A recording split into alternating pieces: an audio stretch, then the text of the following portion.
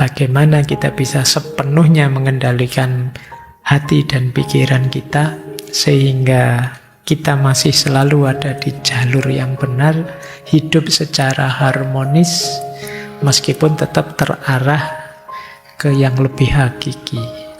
Melakukan puasa pikiran ini biar penyakit insecure dan overthinkingnya bisa terobati.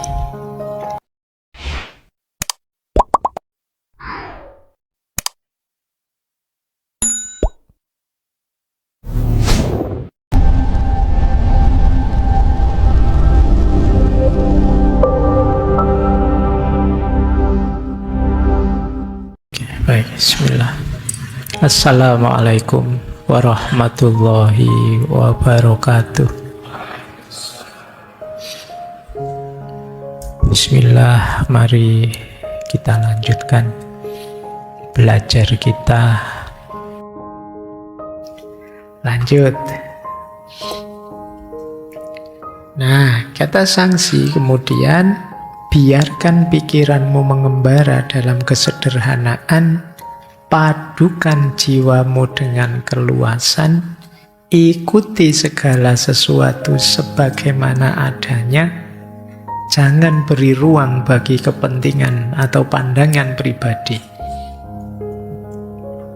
Maka dunia akan tertib. Jadi ini kita pecah satu-satu ya. Yang pertama, biarkan pikiranmu mengembara dalam kesederhanaan. Jadi maksudnya apa? Berpikirlah seluas mungkin, menjelajahi macam-macam, tapi jangan terikat oleh keinginan-keinginan atau teori konsep-konsep yang rumit. Tambah pengalaman sebanyak mungkin, tidak masalah. Baca buku sebanyak mungkin, belajar sebanyak mungkin, tidak masalah. Tapi tidak harus kemudian ambisius, apalagi kemudian terpatok pada pikiran-pikiran idealisme kita sendiri yang rumit. Kadang-kadang kan kita begitu. Pak, saya setelah belajar filsafat lama, saya putuskan saya seorang eksistensialis misalnya. Terus opo-opo dilihatnya secara eksistensial, kamu repot sendiri. Nanti ngangkring, wah sekarang makan di angkringan tidak apa-apa, tapi ini angkringan eksistensial. Wah, nanti ada apa-apa, ini eksistensial. Itu ya kamu ribet sendiri, karena kamu terlanjur tadi bikin rumit bahwa saya ini, saya itu. Itu sama kalian kan sama teman-temanmu sudah terlanjur memperkenalkan diri, saya itu meskipun kayak gini gayanya, tapi saya soleh loh. Wah itu, ayo kamu pontang-panting sendiri itu, nanti mau katanya anak soleh, ini sudah mau asar zuhur belum, oh iya ya maaf lupa aja, kamu ribet sendiri, salahmu sendiri, kamu mengkategori dirimu dengan satu konsep tadi. Jadi meluaslah seluas-luasnya tanpa harus bikin rumit dirimu sendiri. Biar hidupmu lebih nyaman. Padukan jiwamu dengan keluasan.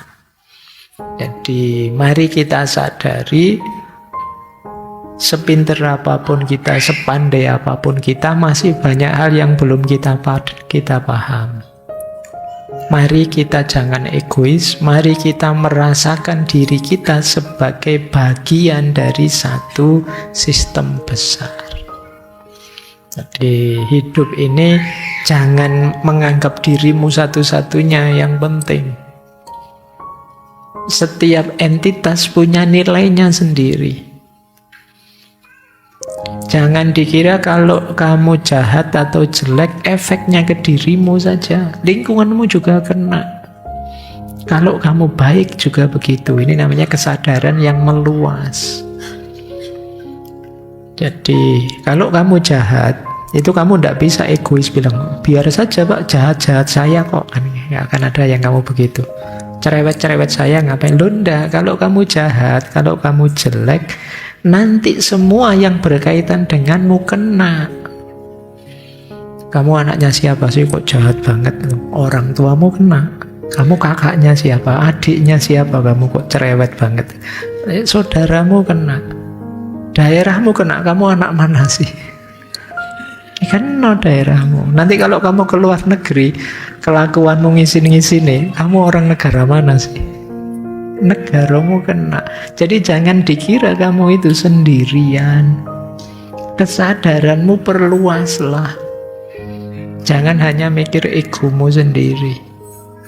Jadi kalau mau melakukan sesuatu, sadari ini. Wah, itu saya mau sih agak nakal-nakal dikit itu. Tapi nanti orang tuaku bagaimana? Teman-temanku bagaimana? Orang kampungku bagaimana? Nanti kalau ada apa-apa kena semua. Nah, terus kamu mulai lebih hati-hati, lebih taktis melakukan sesuatu. Saya pingin sih ketat dengan idealismeku, tapi kalau nanti saya seketat itu, nanti efeknya mungkin ke teman-teman, ke saudara-saudara. Nah, jadi ini padukan jiwamu dengan keluasan. Kemudian ikuti segala sesuatu sebagaimana adanya. Terima kenyataan apa adanya, jangan memaksakan kehendak. Mengalir saja, fleksibel. Kemudian jangan beri ruang bagi pandangan pribadi. Pandangan pribadi itu maksudnya jangan hanya mementingkan diri sendiri. Lihatlah segala sesuatu secara lebih objektif. Perspektif kita tidak selamanya benar. Kalau kita bisa 1, 2, 3, 4 ini, maka dunia akan tertib. Berpikir yang tidak terlalu bikin rumit, jiwa yang luas, tidak egois, menerima kenyataan apa adanya, tidak memaksakan kehendak, dan objektif. Tidak hanya mikir kepentingan sendiri. Dunia ini maka akan tertib. Kalau kita bisa melakukan ini, pada akhirnya kata Sangsi, bagi pikiran yang tenang, seluruh alam semesta pasrah. Jadi kata beliau, ayo kita punya pikiran yang tenang, yang tidak sibuk terus-menerus. Cirinya apa? Yaitu ada beberapa narasi sebenarnya, syarahnya quotes ini. Pikiran tenang itu pikiran yang bebas dari kerisauan dan kecemasan. Ciri pertama. Ciri kedua, pikiran tenang itu pikiran yang tidak terikat. Diingat-ingat ya, tidak terikat. Bukan berarti tidak punya. Punya sih, tapi tidak terikat. Tidak terikat itu fleksibel saja. Tidak terikat pada keinginan, penilaian, atau pikiran yang berlebihan. Ya tetap berpikir, ya tetap menilai, ya tetap punya keinginan, tapi tidak terikat. Segala sesuatu ya ada ruang dan waktu, dan menyesuaikan situasi. Kalau situasi berubah, ya kita ikut berubah. Ini yang membuat pikiran kita tenang. Karena kadang-kadang pikiran kita ada di tahun berapa, kita sekarang ada di tahun berapa. Banyak pikiran-pikiran yang sudah tidak nyambung lagi dengan situasi. Yang dulu kalian anggap dahsyat luar biasa, mungkin hari ini sudah kehilangan relevansinya. Kalau tidak percaya, coba kalian yang pernah punya buku harian, kalian baca lagi buku harianmu zaman dulu. Itu mesti isinya lucu-lucu. Aduh, saya kok gini ya dulu nulisnya, kok malu saya. Loh, padahal dulu nulisnya sambil nangis-nangis itu. Sekarang kamu membacanya malu. Kenapa? Ya situasi berubah. Bayangkan kalau kamu masih seperti yang dulu itu, kamu tidak berkembang, situasinya berubah. Bukan berarti tulisanmu keliru atau salah. Pada zamannya itu memang luar biasa, menggetarkan bagimu. Sekarang sudah beda. Jadi itu pikiran. Kemudian pikiran yang tenang adalah pikiran yang bisa sepenuhnya menerima saat ini, tidak terjebak oleh masa lalu dan tidak cemas oleh masa depan. Nah, kalau pikiran kita tenang dengan 3 ciri tadi, alam semesta pasrah. Alam semesta pasrah itu alam semesta akan mengalir bersama kita. Hidup jadi rasanya nyaman, harmonis. Jadi karena kita bisa menyesuaikan. Kita bayangkan ya, kalau kita punya teman yang kita bisa menyesuaikan. Jadi yang kita cocok dengan teman ini, bisa bareng-bareng menyesuaikan, itu kan kita enak, mengalir. Jadi tidak egois versi kita saja atau mengikuti dia saja, enggak. Saya menyesuaikan dia, ketika kita menyesuaikan padanya, dia juga menyesuaikan dengan saya. Nah, itu lebih nyaman daripada masing-masing jalan sendiri-sendiri secara egois. Baik, kita lanjutkan. Ini kalimat ini perlu dipikir dulu, agak panjang. Hidupmu ada batasnya, tapi pengetahuan tidak ada batasnya. Kalau engkau menggunakan apa yang terbatas untuk mengejar apa yang tidak terbatas, hidupmu dalam bahaya. Ini berhubungan dengan diri kita yang kadang ambisius. Pingin ngerti segalanya, pingin bisa apa saja. Pak, ini rasanya kok sekarang penting, Pak, saya pingin bisa itu, dikejar. Pak, ini rasanya dikejar. Jadi pingin tahu semuanya, pingin ngerti segalanya. Dan kita merasa tidak pernah cukup, pokoknya harus semuanya diraih. Ini yang kadang kita menyebutnya ambisius. Kata Zhangxi, kalau hidup kita yang terbatas kita gunakan untuk mengejar yang terbatas, wah, hidup kita terancam bahaya ini. Maksudnya kita tidak akan bisa bahagia. Hidup kita itu waktu kita terbatas, energi kita terbatas, umur kita terbatas. Sementara pengetahuan tidak memiliki batas. Jadi kalau kita ambisius, ingin bisa segalanya, mengerti segalanya, ya siap-siap hidup kita akan terancam tidak bahagia. Bukan berarti kemudian, oh, kalau begitu berarti saya tidak usah banyak belajar. Itu kadang-kadang kita kalau ada narasi begini kita memahaminya ekstrim begitu. Tidak begitu. Jadi tidak salah sih kita mencari ilmu, nambah wawasan, tapi jangan kehilangan keseimbangan hidup. Jadi hidup ini multidimensi, pengetahuan salah satunya. Kalau hanya pengetahuan ingin kita kumpulkan terus, lu kapan kita menjalankannya?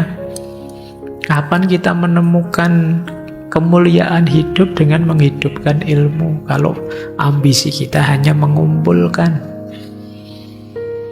Yang kedua, ayo belajar secara alami saja, sesuai kebutuhan.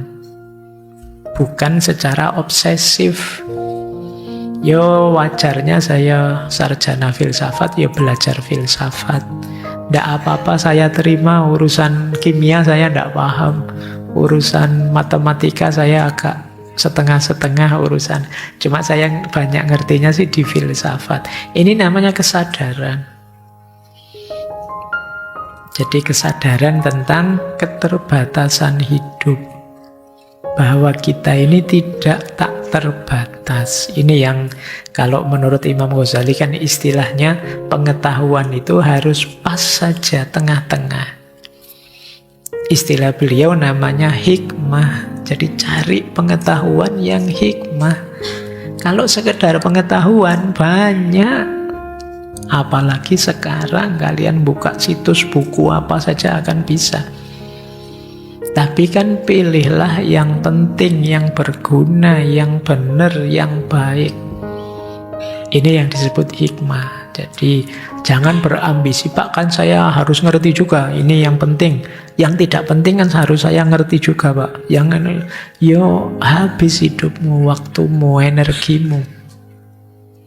Jadi pilih yang memang relevan, cocok, sesuai, berguna, maslahat. Jangan sampai waktu kita habis untuk hal-hal yang ternyata tidak terlalu penting. Waktu kita terbatas, energi terbatas, umur kita juga terbatas. Bahkan diri kita terbatas. Ini kalimat beliau selanjutnya yang untuk menegaskan itu. Seekor katak di sumur tidak dapat membahas samudra, sebab dia terbatasi oleh ukuran sumur. Serangga musim panas tidak bisa membahas es, karena dia hanya tahu musimnya, wong dia hidupnya di musim panas. Pikiran ilmuwan yang sempit tidak dapat membahas tahu, sebab dia terbatasi oleh teori-teorinya. Sekarang engkau telah keluar dari lembahmu dan melihat lautan luas. Engkau mengenal kelemahanmu, sekarang saatnya membahas prinsip-prinsip besar bersamamu. Jadi maksudnya apa? Mari kita sadari batas kita. Kemudian kalau sudah itu, ya kita lebih terbuka untuk memperluas batas kita pelan-pelan, tidak masalah. Tapi tetap kita sadari kita itu ada batas. Pemahaman kita itu kan terbatasi oleh pengalaman kita, pengetahuan kita. Tidak usah kaget misalnya di YouTube, Pak, yo kalau tokoh ini kok bilangnya begini, tokoh itu bilangnya begitu. Masing-masing tokoh ini menjelaskan sesuai pengalaman mereka, sesuai guru yang mereka percaya, sesuai buku yang mereka baca. Yang lain mungkin punya pengalaman yang berbeda, guru yang berbeda, buku yang berbeda, dan itu alami saja. Kita yang sering tidak terima, kita cocok dengan tokoh ini sih, kalau tokoh ini enggak, terus kita menerima yang ini, menolak yang itu, menggugat yang ini, kemudian memuji yang itu. Kita lupa bahwa masing-masing punya sejarahnya sendiri sehingga jadi begitu. Jadi ini makanya jangan disalahkan serangga musim panas tidak ngerti es ya, karena dia memang tidak pernah ngalami es. Jadi kita juga begitu. Kalau ada yang bilang, alah Mbak Faiz itu apa-apa kok filsafat. Lah saya ngertinya filsafat. Nanti kalau disuruh pakai sudut pandang kimia malah kacau. Kalau disuruh pakai sudut pandang matematika malah tolah-toleh nanti saya. Jadi memang ngertinya saya filsafat. Jadi wajar saja gitu. Nanti orang lain punya perspektif berbeda. Jadi yang penting apa? Kita sadari keterbatasan kita, kemudian kita terbuka. Terbuka itu ini loh Pak, sampean kan ngertinya filsafat. Kalau dari sisi ilmu psikologi itu begini loh Pak. Oh kalau dari sisi ilmu biologi itu begini loh Pak. Ini kita terbuka menerima masukan. Jadi ini sikap mental ideal menghadapi pengetahuan tadi karena isinya pengetahuan itu kan bagian yang nanti kita puasai tadi. Kita cari yang penting, yang berguna, biar waktu kita tidak habis. Kita sadari keterbatasan kita, kemudian kita terbuka untuk mendapatkan masukan-masukan. Kita lanjutkan. Nah, ini juga untuk menyadarkan kita. Manusia menghargai apa yang ada dalam lingkup pengetahuan mereka. Namun mereka tidak menyadari betapa bergantungnya mereka pada apa yang ada di luar lingkup tersebut. Ya, dalam hidup ini kadang-kadang kita menganggap Yang penting itu hanya yang kita ketahui saja. Padahal hidup ini kompleks dan banyak hal yang tidak kita ketahui, itu juga pengaruhnya besar untuk hidup kita. Ini kadang-kadang yang manusia itu mengabaikan apa yang di luar jangkauannya. Seolah-olah yang di luar jangkauannya itu tidak penting. Ngaji ini misalnya, kalau teman-teman saya suruh coba sebutkan 5 hal yang paling penting dalam ngaji ini, itu mungkin sampai nyebut filsafatnya, sayanya, takmirnya, mungkin jamaahnya. Kalian lupa misalnya tukang yang bangun masjid ini, itu kan ya ada, ya penting juga. Kalau tidak ada tukangnya masjidnya tidak ada. Listriknya itu mungkin kalian lupakan. Pabrik laptop kalian lupakan. Kalau tidak ada pabrik laptop, tidak ada laptop ini. Laptopnya tidak ada, ngajinya tidak maksimal. Kalian dengarkan suara saya saja ngantukmu double. Tidak ada slide-nya. Itu kalian anggap tidak penting, tapi ini penting. Kadang-kadang kalian tidak nganggap. Kadang-kadang kalian kan ngamuk, misalnya ada supir-supir truk yang muat apa itu kok ya-yaan ya. Kalian merasa tidak butuh sama sekali dengan itu. Padahal mungkin dialah yang ngangkuti sembako yang tiap hari kalian makan. Dialah yang bawa LPG dan lain sebagainya. Yang kalian pakai tiap hari, yang kalian ngantri. Baru ketika sekarang harus ngantri, kalian baru sadar ternyata penting ya truknya LPG itu, kamu harus nungguin. Kemarin tidak kamu anggap sama sekali. Nah ini jadi kita itu sering menganggap penting apa yang kita ketahui. Kita lupa ada banyak hal yang luput dari pengetahuan kita, dan itu juga penting. Maka jangan dikira hal penting itu hanya yang kalian anggap penting saja. Ada banyak hal lain yang luput dari jangkauanmu, yang kadang kau anggap tidak penting. Itu kuasanya Tuhan ya. Itu justru dari situ hidup ini bisa tetap berjalan. Tanpa itu semua sekompleks itu, dunia ini tidak seperti ini. Bayangkan kalau dunia ini berputar sejauh yang kita tahu dan kita anggap penting saja, itu mesti kacau sudah. Untungnya meskipun tidak muncul sama sekali di kepala kita, tetap berjalan juga. Jadi tidak pernah terbayangkan oleh kita, padahal itu penting, dan itu tetap juga berjalan.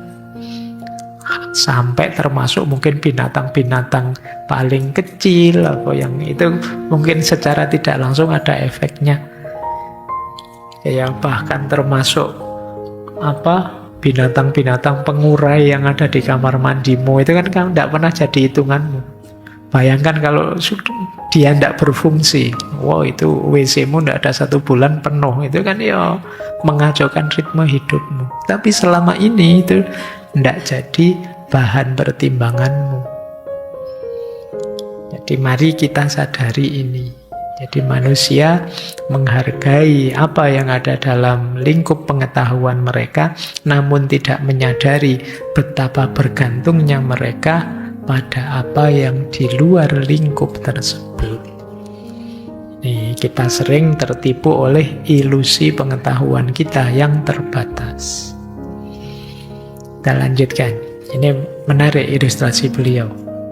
Tadi sudah ada ilustrasi bayi, ada ilustrasi cermin, sekarang ilustrasi kapal. Ketika seseorang menyeberangi sungai dan sebuah sampan kosong menabrak perahunya, bahkan meskipun dia seorang pemarah, dia tidak akan marah. Tapi kalau dia melihat ada orang di atas sampan itu, dia baru akan marah, meneriaki orang itu agar minggir. Kalau tidak terdengar teriakannya, dia akan berteriak lagi dan lagi, lalu maki-maki. Semua itu terjadi karena ada orang di atas sampan. Kalau engkau dapat mengosongkan kapalmu, menyeberangi sungai dunia, tidak seorang pun akan menentangmu, tidak seorang pun akan menyakitimu. Kita bayangkan ya, satu ketika kita naik perahu atau naik kapal, Tiba-tiba ada perahu lain mendekat, nyenggol kapalmu. Itu begitu kamu lihat perahu yang mendekat tadi kosong, kamu yang tadinya mau ngamuk kan tidak jadi ngamuk. Oh iya, perahu ini kosong, mungkin kena angin ya dan sampai ke sini.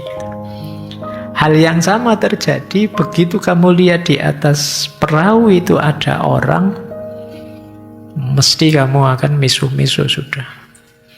Ya kan, dasar, ndak hati-hati, ndak ngerti bahwa matanya ditaruh di mana gitu. Kamu akan begitu. Jadi ini satu narasi tentang sesuatu yang terjadi secara alami dan hubungannya dengan ego. Kalau tiba-tiba ada hujan deras, kemudian kita basah kuyup, kan kita tidak marah sama hujan. Tapi kalau temenmu bawa ember, terus kamu digebyur dari belakang, basahnya sama, tapi kan kamu ngamuk. Kenapa begitu? Karena ada orangnya. Orang itu simbol ego. Jadi karena ada orang di situ, ego itu kan cenderung aku yang merasa penting, merasa perlu dihormati, merasa perlu diakui kehadirannya. Sehingga ketika ada orang lain, kita tuntut dia untuk mengakui pentingnya kita, menghormati kita, dan lain sebagainya. Itu ego. Gimana caranya meskipun di kapal itu ada orang, kita tidak marah-marah, ego kita yang kita turunkan. Meskipun teman kita yang kebyur air dan kita bisa tidak marah, ego kita yang kita turunkan. Jadi mari kita anggap peristiwa-peristiwa orang naik kapal minggir nyenggol kita atau orang gebyur kita itu sebagian dari fenomena momen biasa saja. Dia jadi sesuatu yang menyakiti kita ketika ego kita yang muncul. Wah, dia ingin nantang saya ini mesti. Wah, dia ingin menyakitiku ini mesti. Wah, dia meremehkanku ini mesti. Pernyataan-pernyataan ini dalam diri kita, itulah yang membuat kita meledak. Itu yang tadi saya sebut cara baca kita, cara memahami kita. Bisa enggak misalnya ada kapal kita kesenggol tapi seperti hujan tadi. Oh ya biasa sih, mungkin dia enggak terlalu pinter nyetirnya atau kepleset tadi khilaf sebentar, enggak apa-apa lah. Tanpa harus melibatkan, menegaskan ego kita. Kalau kita bisa mulai ngomong ego, kalau bahasa saya tadi, mengambil jarak, mengendalikan ego, hidup kita mungkin lebih nyaman. Jadi kalau ada orang nyenggol kita, itu justru kita, jangan-jangan memang ada yang salah di saya. Apa sih kurang saya? Apa sih yang harus saya perbaiki lagi? Itu jadi tidak mengedepankan ego. Biasanya kalau mengedepankan ego, kita pengennya bales saja. Saya disakiti, ini berarti harus balas menyakiti. Padahal mungkin orangnya tidak sengaja. Itu banyak terjadi kan belakangan. Ketidaksengajaan yang jadi masalah besar. Mobilnya disalip terus tidak terima. Kan sekarang banyak gitu. Terus wah sampai ngangkat pistol segala. Terus urusan polisi. Terus minta maaf. Terus wah rame.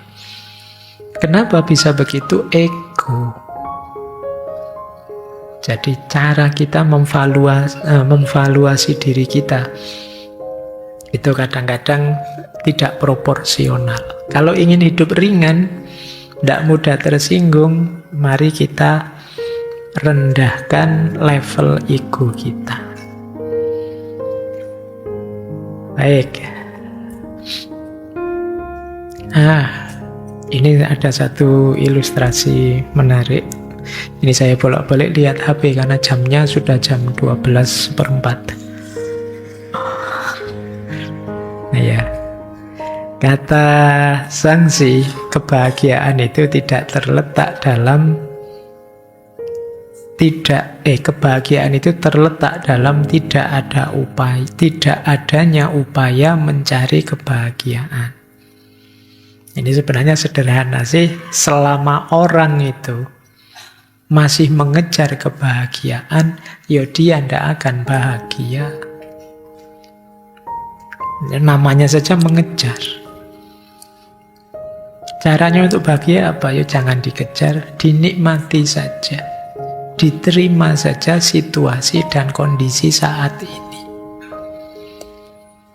Tapi kan kadang-kadang rasanya pahit, Pak. Level bahagiamu luar biasa kalau dalam kepahitan pun kamu bisa nyaman. Masih bisa bahagia. Ya nanti ini sebenarnya lagi-lagi ada hubungannya dengan ego. Jadi kemampuan kita mengontrol aku, diri kita sendiri. Baik, ini waktunya sudah mepet. Ini lanjutannya ego tadi ya. Beliau menarasikan begini, misalnya kita gegeran dengan orang, betapa absurdnya kalau kita itu bertengkar dengan orang lain, rebutan kebenaran. Misalnya kata Zhangzi, kamu dan saya bertengkar. Jika kamu mukul saya, apa itu berarti kamu benar dan saya salah? Jika saya yang memukul kamu, apa itu berarti saya benar dan kamu yang salah? Apakah salah satu di antara kita benar dan yang lain salah? Ataukah kita berdua benar atau kita berdua salah? Jika kamu dan saya tidak tahu jawabannya, orang lain pasti lebih bingung. Siapa terus yang harus memutuskan yang benar? Haruskah kita minta orang yang setuju dengan kamu untuk memutuskan? Tapi jika dia sudah setuju dengan kamu, bagaimana dia bisa memutuskan dengan adil? Haruskah kita minta orang yang setuju dengan saya? Bagaimana dia juga bisa memutuskan dengan adil? Haruskah kita minta orang yang tidak setuju dengan kita berdua? Tapi jika dia sudah tidak setuju dengan kita berdua, bagaimana dia bisa memutuskan? Haruskah kita minta orang yang setuju dengan kita berdua? Tapi jika dia sudah setuju dengan kita berdua, bagaimana juga dia memutuskan? Jelasnya, baik kamu, saya, maupun orang lain tidak bisa tahu jawabannya. Haruskah kita menunggu orang lain lagi? Kata dia. Ini cara dia menarasikan betapa absurdnya kita yang bertarung memperebutkan kebenaran. Jadi masing-masing mengklaim benar. Yo aku dong yang benar, yang sana yo aku dong yang benar. Terus gimana? Salah satu benar, wong yo kita sama-sama ndak ngakui. Apa kita sama-sama benar? Ndak mungkin. Sama-sama salah juga sulit diterima. Mencari orang lain, orang yang kayak gimana? Yang setuju saya, ya mesti ndak adil dia. Yang setuju kamu ndak adil. Yang setuju kita berdua, ya ndak menilai nanti namanya. Yang ndak setuju kita berdua, ya sama saja. Nyari orang lain lagi, ya tambah capek kita. Ini absurdnya pertengkaran. Jadi kita kadang-kadang muter di situ, bertengkar. Baik. Terakhir, ini satu quotes panjang, ini tidak mungkin saya jelaskan, teman-teman nanti direnungi di kamarnya masing-masing. Ini ada 24 hal yang mungkin jadi bahan puasa kita. Pangkat, kekayaan, keunggulan, prestis, ketenaran, dan keuntungan. Ini 6 hal yang membangkitkan keinginan, membuat kita menginginkan sesuatu. Lanjut. Penampilan, tindakan, kecantikan seksual, koherensi konseptual, energi emosional, dan ambisi.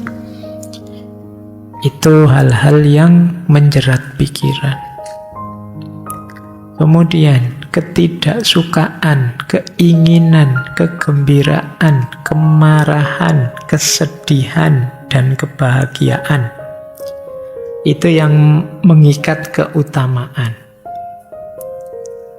Kemudian menghindar, mendekati, menerima, memberi, memahami, dan kemampuan. Itu yang menghalangi jalan. Akhirnya kita tidak berjalan.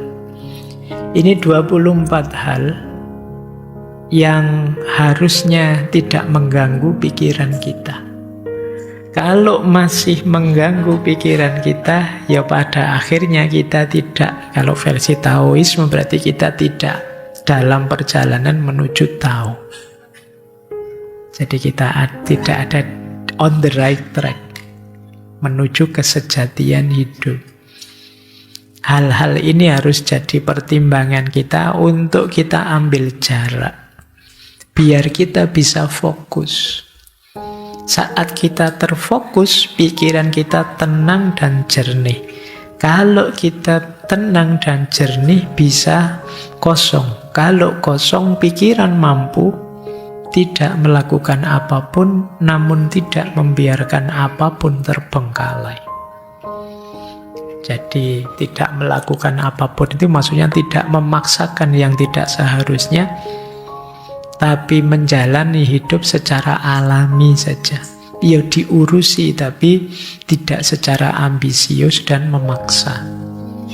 Sesuai dengan ritme alamiah kehidupan. Jadi inilah caranya yang dipuasai dalam puasa pikiran. Bukan berarti terus tidak boleh Pak, tidak boleh mencari keunggulan Pak, kekayaan, ketenaran, boleh.